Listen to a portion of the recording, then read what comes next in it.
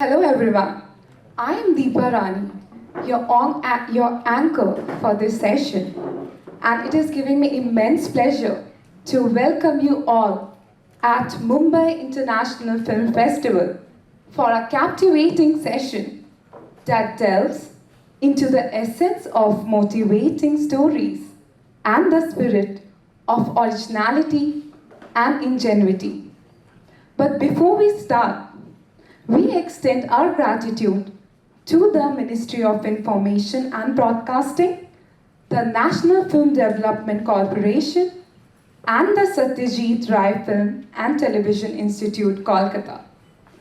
We are honored to have with us Mr. Audrius Stonys, sir, an acclaimed film director, producer, and professor at the Lithuanian Academy of Music and Theatre. Mr. Audrius Stonys, sir, has been a beacon of creativity and innovation in filmmaking, and today he will share his experiences and insights that drive original storytelling.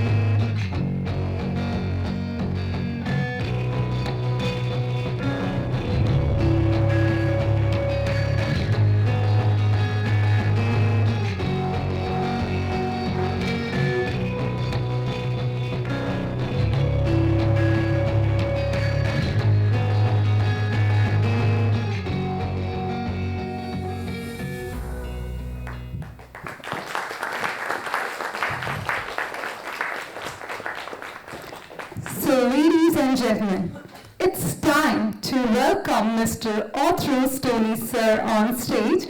Please join me in welcoming him with a warm round of applause.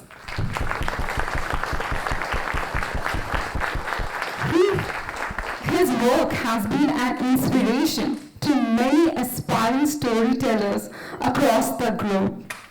So, audience, with regard to the question and answer, we will take all your questions at the end of the session. So now, I would like to invite Dr. D. Ramakrishnan, sir, on stage, the National Film Development Corporation General Manager, to come and felicitate Audrius, sir.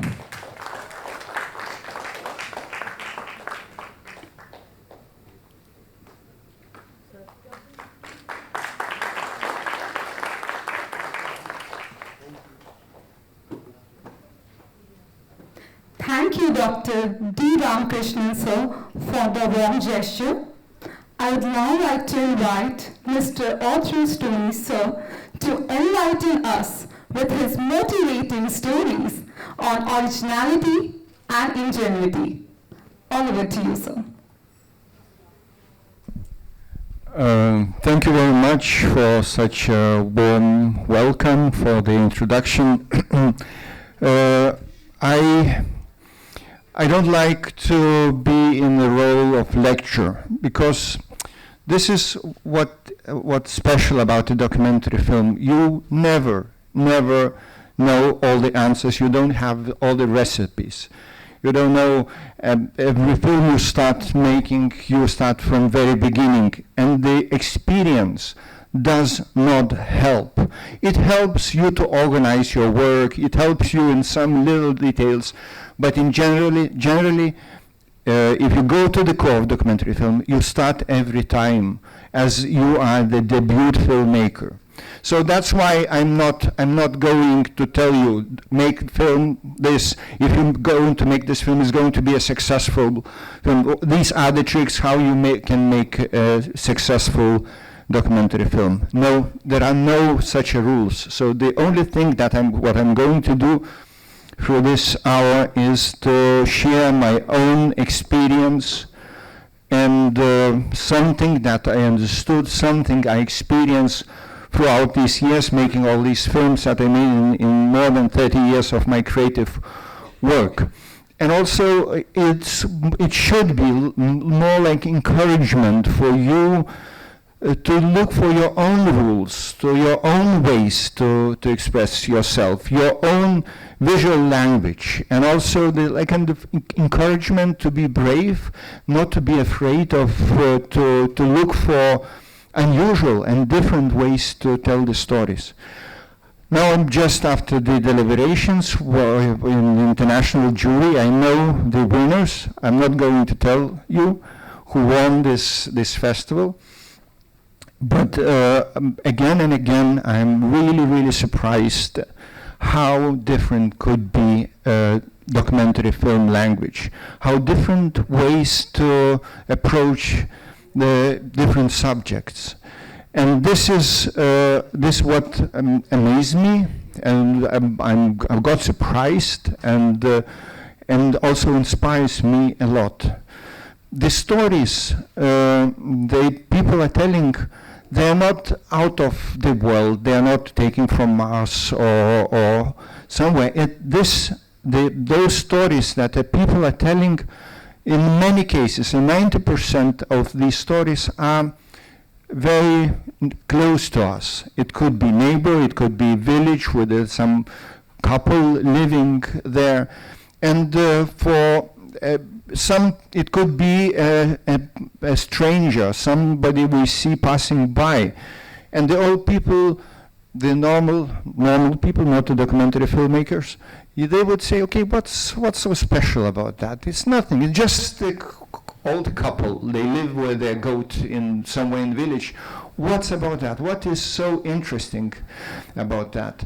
But the documentary filmmaker is the someone who just looks beyond and tries and digs deeper and stops the time and goes into the story of this, and from the first look, totally ordinary couple, and suddenly, if you are honest enough, if you are patient enough, if you have this very sincere interest, something that you cannot play or pretend, but if you really have this sincere interest into a life, a normal life, suddenly the space opens, and suddenly you have this immense, vast spaces where you can see the way.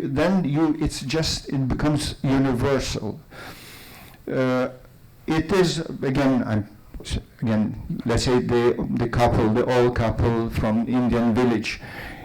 They are so far away from my own country. This is a totally different culture, totally different history, totally different mindset. But at the same time, I watch the film and I recognize my grandparents. I recognize myself. I'm starting to think about myself, and then this miracle happens. If I'm saying that, I'm not going to say you recipes or formulas, but one formula I could tell you. The director is making film about somebody's life.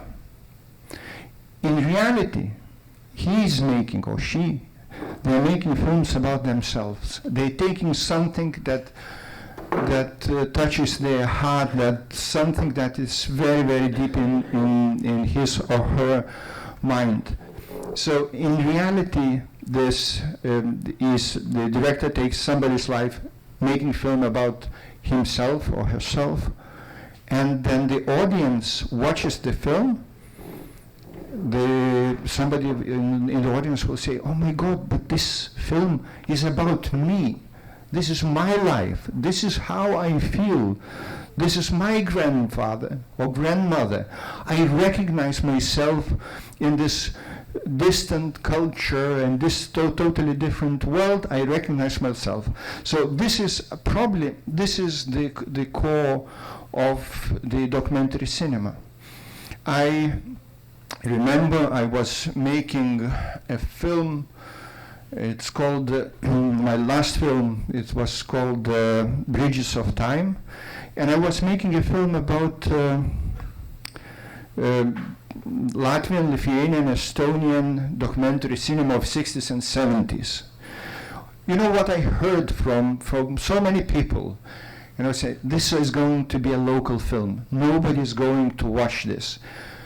You never, I suppose you never saw a single film, or most of you didn't see a single film of Mark Saucer or Andrew Sott or these masters of 60s and 70s. How can I tell? It's a different language again, different films. How I can touch the heart and soul of those people? But I was very sure, and I said, yeah, many of the commission editors told me, you have to explain. You have to put the context. You have to put everything to explain how important this was for that period. What kind of obstacles did they have? What kind of films they made? And I said, no, I'm not going to do that. Because what is the point of explaining something that you never saw? You know, if I would say, oh, look, but this film was absolutely amazing.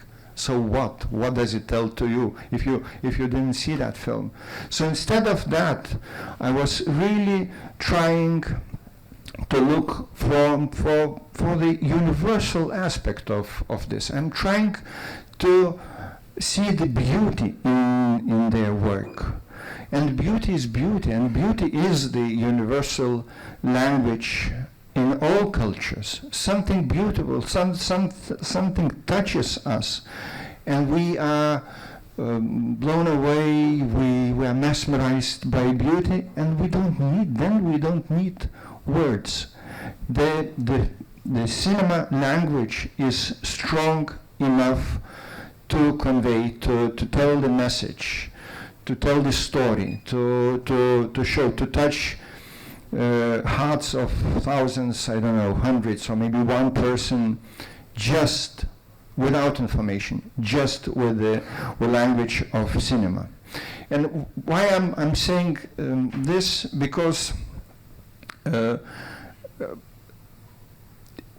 the word, and sometimes, and in many cases, I'm not against the word, sometimes the word is very important in the documentary cinema, but sometimes I think, if you can tell this in words, so why don't you tell? If you have some kind of message, just tell, or write an article, or explain, or be a lecturer and tell.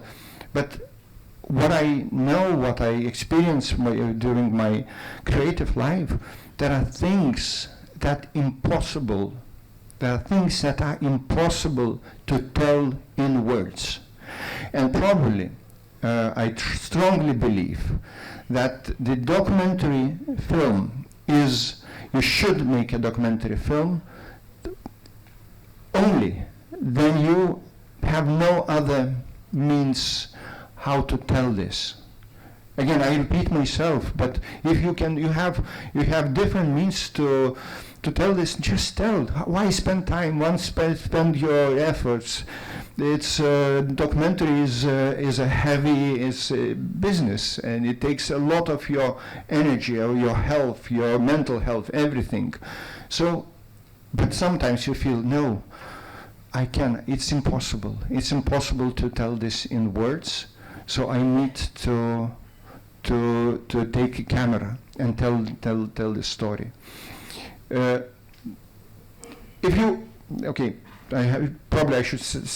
should have said this at the very beginning. If you have questions, please raise your hands and ask me, and I would be really glad to answer, and I will know what direction should I go.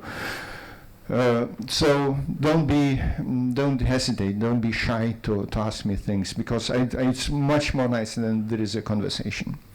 But so to continue this, the power of the image. I was making my previous film before my last film. It was called Woman in Glacier.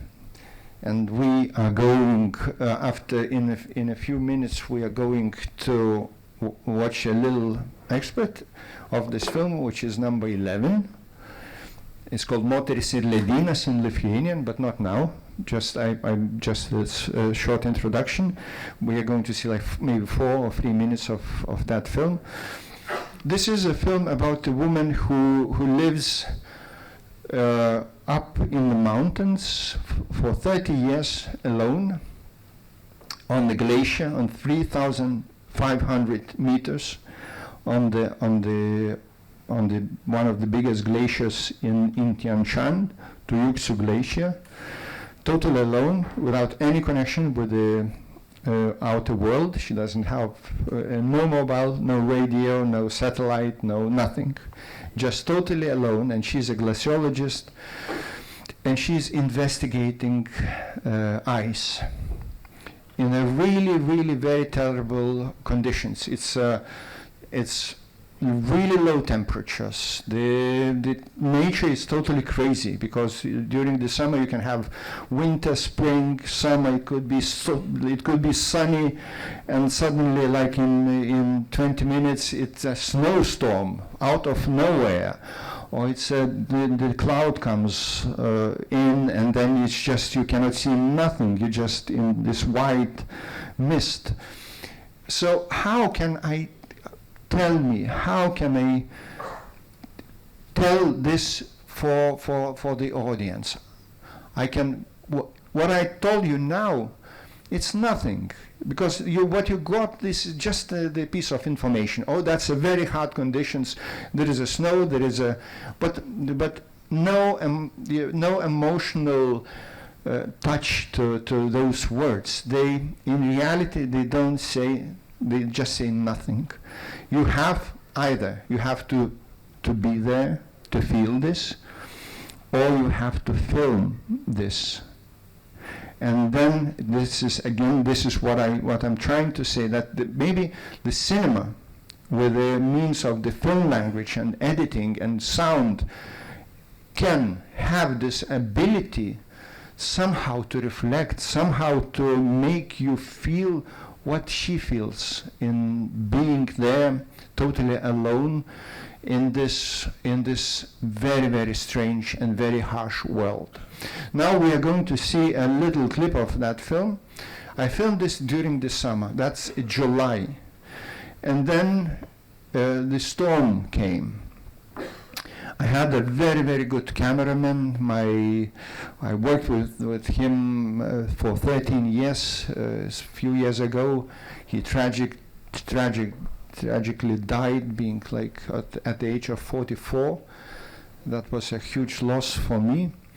But you're going to see the sensitivity of the camera.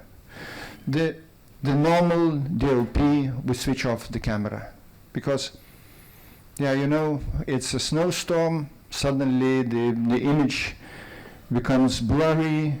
You don't see nothing, and so why wasting the tape for this? And what my cameraman Audrius Stonys, what he did, he kept running, and then you're going to see this is then the landscape, the screen becomes white, totally white. You see the figure of my main character, and she moves in on the screen, and then there is a moment, then she becomes invisible. Suddenly you don't see her. She just white. But what our eye do, and I saw this film for many times, I do this all the time the same. I follow the invisible figure. Somehow I visualize myself, her, in that terrible snowstorm. And yes, at the end of the screen, I see her in her figure, her silhouette in this. Somehow this white on white, this is something that you only can experience with the means of cinema. It's you cannot tell this in any words. But okay, enough words. And number 11, Woman on the Glacier.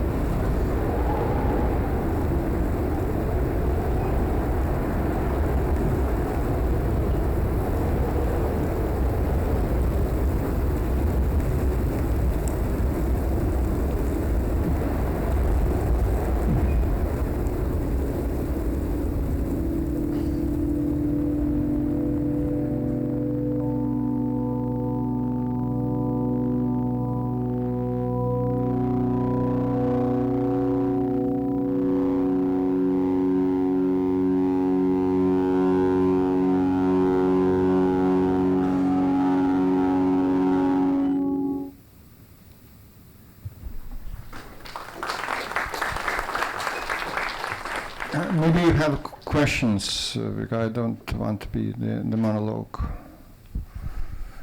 If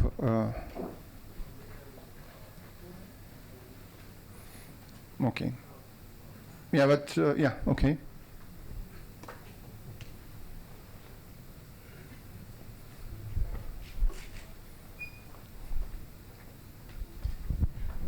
Yeah, hello. So as you said that whenever you're trying to capture a documentary, there are very normal things that are happening there. But the visual medium and the audiovisual medium can help you see the emotional side of it as well. But I'm sure that every sort of documentary or every story that you're trying to tell has its own sort of a meaning, its own sort of a theme to it, and it requires a certain sense of like a very certain direction in which you have to go in order to capture it correctly. So how do you go about that process? Yeah, that's. Thank you for the question. It's a quite big question. It's a wide question. How you reach where you go. This is very, because I'm also teaching, and sometimes my students they are complaining and they're saying, how can I have like script before I make a film? So usually what I tell, that if you don't have a script, if you don't have, they say, oh, this is reality. How can we script the reality? We don't know what is going to happen tomorrow or day after tomorrow or just in 1 hour. So how this could be written? Probably I will go and see what is going to happen. But this doesn't work because if you go there without any direction, trusting that, okay, I'll see something and I will film something, then you will be crushed by 1 million possibilities. Then you don't know where should I put camera, over there or maybe over there. What kind of lens should I use? What should I film? What should I not film? So in reality, you have to have very clear plan before you start filming.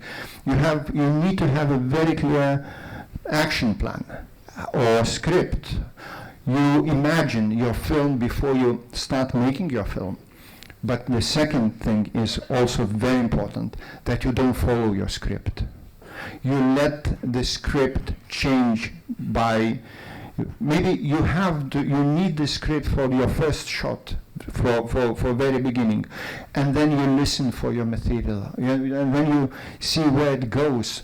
And usually, and this is the reason why I'm not in a fiction film, but in a documentary.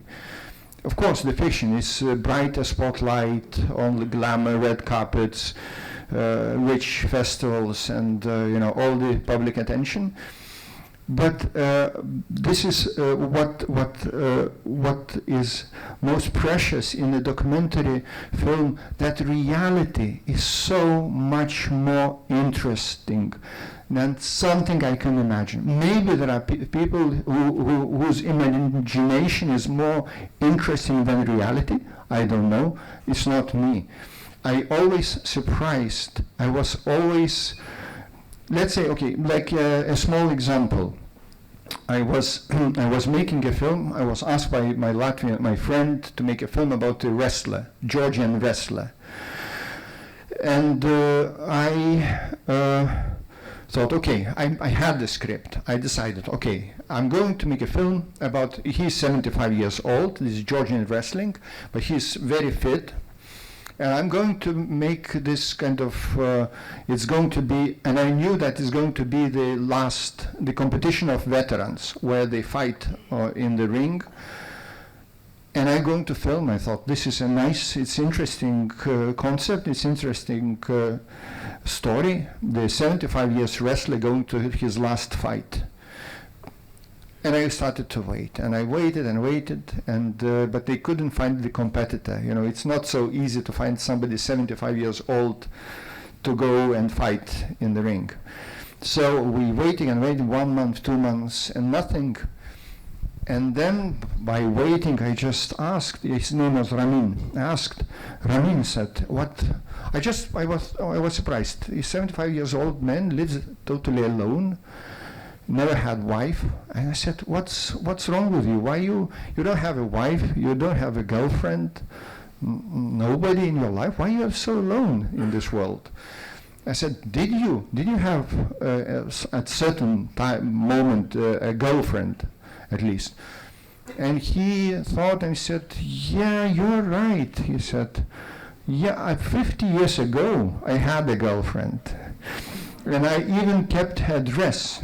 And he found among his papers this shabby piece of paper with the name of the girl, Sveta Turmanidze, and the name of the village of the other side of Georgia. That's actually going in Georgia.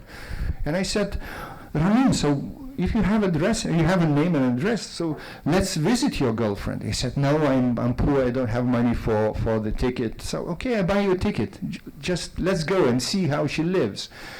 And we went to the train, and we traveled to other part of Georgia and looking for Sveta Turmanidze. And that's a film.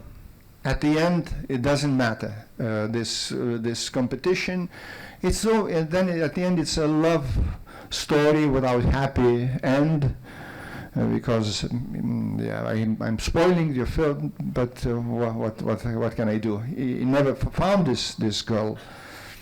But I thought this is so much more interesting than something that I invented in my head. But I didn't go, okay, this is Ramin, okay, let's do whatever he does. No, I had a very clear plan, but then I changed my plan, and then I have another plan, and another plan, and while by making this, you have to be like water. Very, very flexible. You have to follow. You see where it goes, what it suggests you. This is otherwise your film is stiff. Of course, I could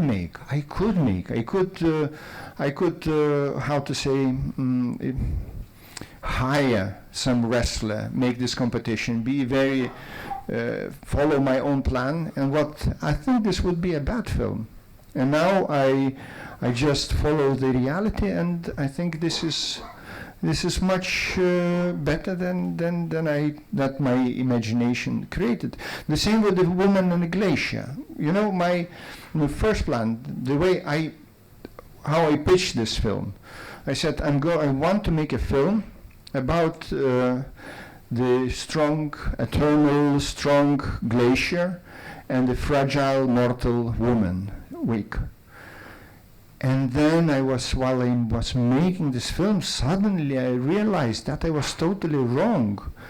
The strong character in this film is a woman. She's a strong character. She survives this kind of really hard conditions. And the glacier is a weak character, because the glacier is melting, the glacier is crumbling apart, the glacier is affected by global warming, and it might disappear. She might live longer than the glacier, because it's melting so fast. So again, this was the moment. Then I just follow. I didn't follow my own script. I just saw what reality suggesting me, and I think that was the right choice. Another thing, with this woman on the glacier, what I wanted to do. Of course, I thought, okay, I'm going there. She's living alone for 30 years. I'm very curious how she lives, how she survives, what she thinks, what she does, how she sees the world, there's so many questions. So I decided that I'm going to talk with her. And it was for me a huge shock. Then she said, I'm not going to talk with you at all. Don't go closer to me. She's living for 30 years alone, and what do I expect? That she say, oh, okay, let's make an interview, let's talk. No, she said, I'm living here alone, I want to be alone, leave me alone. If you want, shoot, but don't go closer to me. And I thought, how? I'm done, it's a disaster. How can I make a film without a single word in that film? She's not explaining. So I was actually in panic, because I thought I shot, and then I went to my editor and I said, I think it's a disaster, because I have mountains, and the woman going turn back. Where is the film? How can you make a film out of this footage? But my editor, he acted like a psychotherapist. He said, look, but you have this close-up. Look, and this is nice. And look how it goes with this, and you have this, and you have this archival footage shot like 50 or 60 years ago. And look, and you have the story, and you see how the time is passing by. And I started, okay, maybe, and the confidence came back to me. And after, retrospectively, then I thought, How I see now. Imagine if I would make, she would agree to make this interview. That would be a disaster. That would not be a film about the woman who lives totally alone in the mountains. It would be a film about some Lithuanian documentary filmmaker who is coming there and making interviews. It's not her reality. Her reality is days and nights of silence, and weeks and months and years of silence. And maybe this is the way. Is it scary? Very much. It is scary, because then you think, my God, I'm not going to know. It's going to be disaster. It's going to be disaster. But this is a part of documentary filmmaking. And I know for 100%, those of you who made films, documentary films, you experienced that fear. My God, it will be a total flop. I will not, no, I'm not going to edit this film. It will be some disaster. So if you overcome this fear, if you still believe, and if you still believe that, okay, it doesn't matter, I find the ways, there is a path there, but it's a jump into abyss, and you don't know how you are going to land. And then you just believe in providence, in yourself, in reality, in I don't know. You don't lose the hope, and then you, and of course, because yes, there is nothing safe in the documentary filmmaking. Now I'm making film in South Korea. Believe me. I watched the footage, which is beautiful, it's brilliant, it's very nicely shot, but I think, my God, I'm not going to make this film. How? There's different religions, different shots, I don't see how they come together. They're not going together. And yes, I think at the end, I will find a way out of this dark forest, and I will somehow will find the composition, find the way, but this is the companion that follows you all the time. The fear that you will fail, that fear that it will be. So, my teacher, he taught us about this kind of this. That one day you think, oh, this would be a great film, and the second day you think, oh my God, this is going to be a disaster. Next day you think, okay, still this is going to be a great film. No, it will go. So this goes till the very end until you reach your final final destination of your film. Are we going to see, maybe because the time is running very fast? Maybe I'm going to show you one more clip, because I mentioned Ramin, my wrestler. So I don't remember which one. We have two Ramin, 2-5, but maybe let's try to Ramin, only Raminas without 2-0-11, the second clip.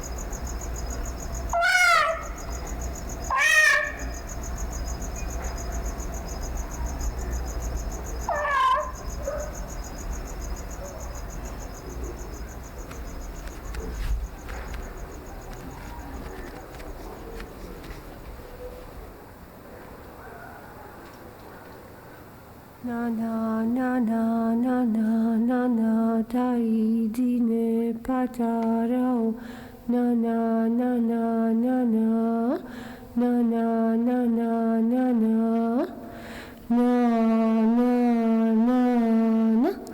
na na na na na na.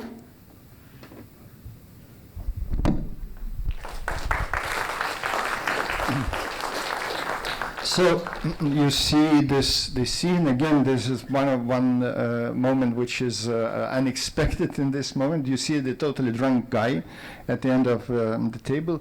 In the Georgian tradition, This at the table where we have this feast has to be one person. It's kind of table chairman, I don't know how you call it, the one who follows that nobody gets drunk.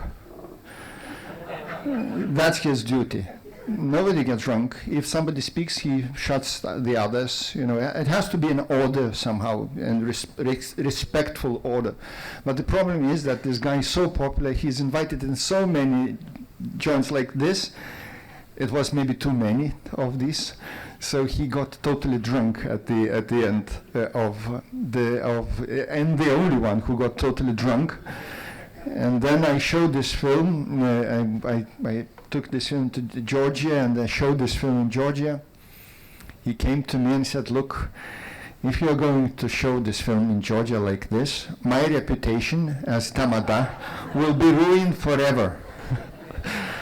Nobody believed me. Nobody will give me that kind of honorable position. So he said, "You have two choices. Either you cut out this scene from the film, or you explain before the film, you explain to everybody that you asked me to play that I am drunk." So as I have no opportunity to travel with the film and show, and so I cut this scene out. And in Georgia, this film was without that scene where he's drunk. But again, there are things. Okay, I can tell you a story about the wrestler. I can tell you a story about. Even I told you a story about the Sveta Turmanidze, the lover, the girlfriend of this guy 50 years ago. But how can you tell those things like loneliness or longing for some warmth or love? What are the words? How can you do this? Poetry, yes, but that's a different genre, like written poetry, yeah, or songs. Of course, this is the perfect means to speak about those films.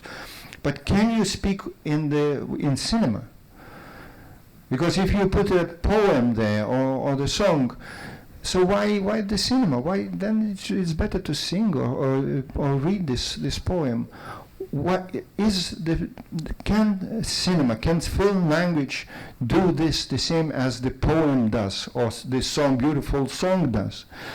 And for me, the scene with the cat, little kitty and the chicken, it tells very much. I'm not showing Ramin at that moment. He just went to sleep. But this kind of the reflection of his life. He's longing for love. He's totally lonely. He's longing for love, some warmth.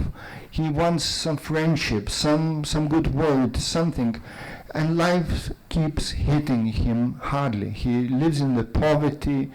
He lonely. The water dripping from the ceiling, and this scene, and then chicken bites knocks the kitten. For me, it's this is a reflection. It tells without telling. So again, this telling. How can you tell without telling, without using words? This aspect of documentary cinema for me was very, very crucial from the day I started making films. Because then I started making films, I thought, okay, is the documentary cinema strong enough? Or does it need some kind of support from literature, from music, from, I don't know, anything? Or can it be on its own? Can the cinema be on its own and still carry the message? And then, or can it? One of my, and because we still have a few minutes, so I just one of the questions that I ask myself: Can the cinema affect you the same as music affects you? For me, that was I listened the pieces of music. The Nandan sings these beautiful songs. I don't understand the words, not a single word. What he sings, and I think I understand it gets in a deeper level than just the words. I think that I understand that it's about the longing, about love, about these feelings somehow. So I thought, can you do this with the same with the cinema? And just to because our time is running out, so for the end, I would like to show you a little piece from the film, which was called Anti-Gravitation. That was one of my first films, not the very first, maybe second film, where I thought, can I make the film with the structure of the music, that it would not have like this kind of the dramatic structure borrowed from Greek tragedy or Greek drama, with the culmination, the character, the protagonist, antagonist, all these kind of arcs. Can I make this flow as a music? So this is a little piece from the film, which is called Anti-Gravitation. Oops, you found it, okay.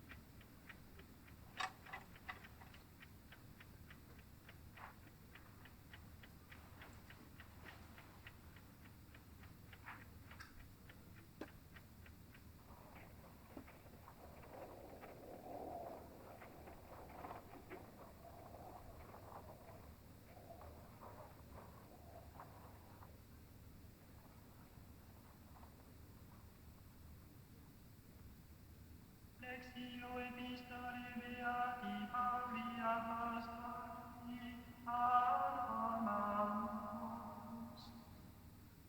Apres, scientes qui aura estiam de somos surge.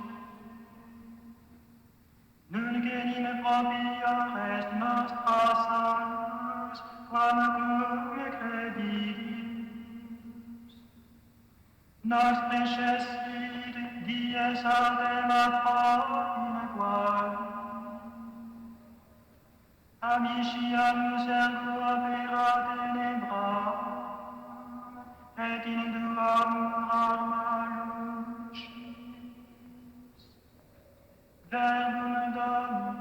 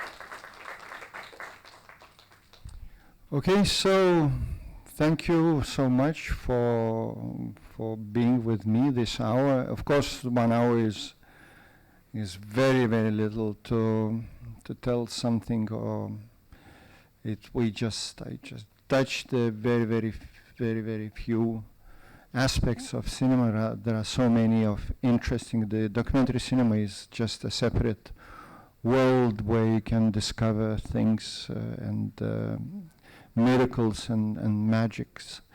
So, but I hope it will be next time we're going to meet in one or another platform, one or another film festival, and I will be looking forward for that. So thank you very much to everybody. We express our profound thanks to Mr. Audrius Stonys for his inspiring contribution to today's masterclass session. I'm sure that all of us present here today are truly mesmerized from your words. So ladies and gentlemen, can we have a warm applause for Sir once again?